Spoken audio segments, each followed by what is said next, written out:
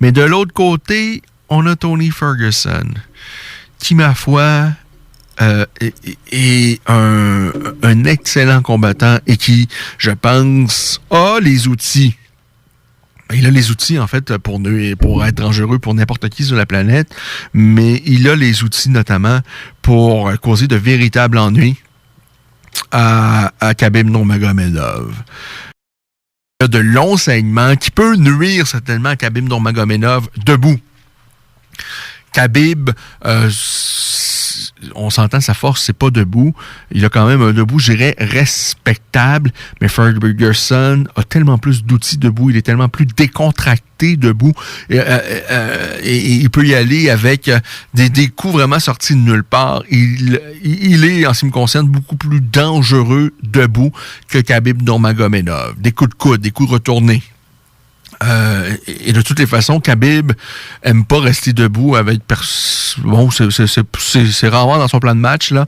Même les meilleurs pratiquants de jiu-jitsu brésiliens, il les a amenés sur leurs faits. Je pense à Rafael dos Anjos. Il a battu plusieurs ceintures noires de jiu brésilien en les amenant au sol et en les dominant là. Je pense pas qu'il va vouloir échanger coup pour coup face à Tony Ferguson, qui va avoir une allonge vraiment qui va le favoriser. Par la suite, au sol, parce que je pense que Khabib, son plan, ça va être d'amener Tony Ferguson au sol. Mais attention, il est dangereux au sol, Ferguson, et même le dos au sol. Bon, tout à l'heure, je vous ai parlé du Bravo Choke qu'il a réservé à Edson Barboza. Il avait réservé le même sort à Lando Vannata. Il a soumis Kevin Lee par étranglement triangulaire. Des soumissions. Écoutez, il est très fort au sol, Ferguson. Il est dangereux, même s'il se retrouve le dos au sol. Ceci étant dit, parce que oui, il a soumis Kevin Lee, qui est un excellent lutteur, un peu à l'instar de Khabib Nurmagomedov, sauf que Khabib est quand même quelqu'un de vraiment différent, c'est-à-dire qu'il met une pression vraiment incessante. Oui, il vous amène au sol, mais il a un contrôle par la suite, travaille toujours pour améliorer sa position, pour frapper son adversaire. Alors, on peut pas se retrouver le dos au sol et prendre la situation pépère. Par exemple, Chael Sonnen était un excellent lutteur et on se rappelle de ses combats, notamment, je me rappelle tout le monde se rappelle de ses combats face à Anderson Silva. C'est-à-dire, Anderson pouvait, oui, s'est retrouvé le dos au sol, oui, il se faisait dominer, oui, il perdait tous les rounds.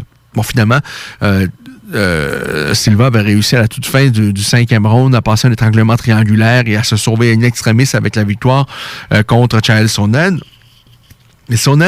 Mais Silva était le dos au sol pendant quasiment 25 minutes. Oui, il perdait les rounds, mais c'était pas une situation si éprouvante que ça physiquement, parce que Sonnen se contentait de rester dans la garde, à travailler là, à donner quelques coups, mais rien de vraiment très dominant. D'ailleurs, je pense que c'était sensiblement la même chose contre...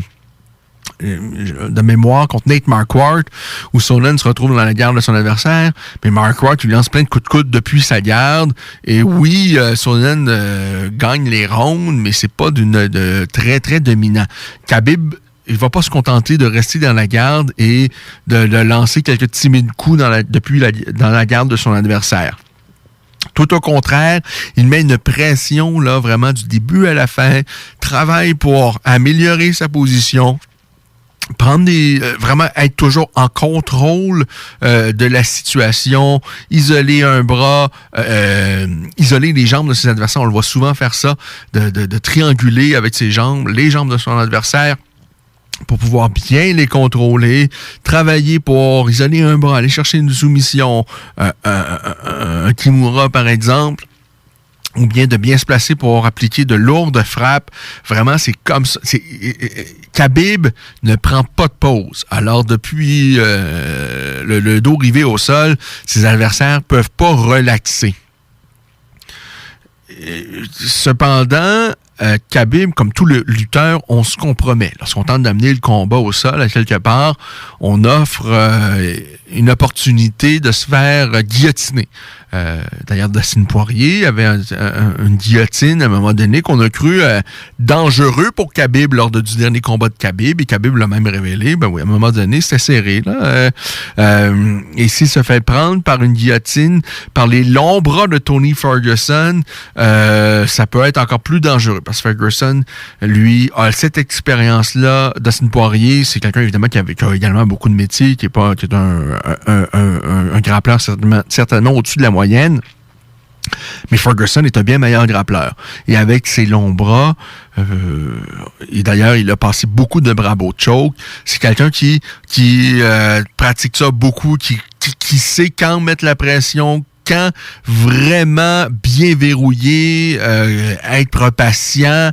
Ça peut être très dangereux. Ça peut être dangereux pour Khabib lorsqu'il va se retrouver au sol face à Tony Ferguson. Il va falloir qu'il soit lucide du début à la fin, parce que si, tantôt on parlait avec Kenny que Wilder, une seule claque peut mettre fin à un combat. Mais attention, du côté de Ferguson, ben ça peut être la même chose. Étant au sol que debout, c'est pas nécessairement un cogneur de puissance, mais c'est un cogneur qui frappe dans des angles impossibles où il peut surprendre ses adversaires. Et au sol, il peut sortir une soumission de son chapeau également. Alors ça, vraiment, ça fait en sorte que pour moi, c'est vraiment un combat très, très intéressant, parce qu'on a deux gars qui sont vraiment au sommet de leur forme entre Khabib Nurmagomedov et Tony Ferguson. Du côté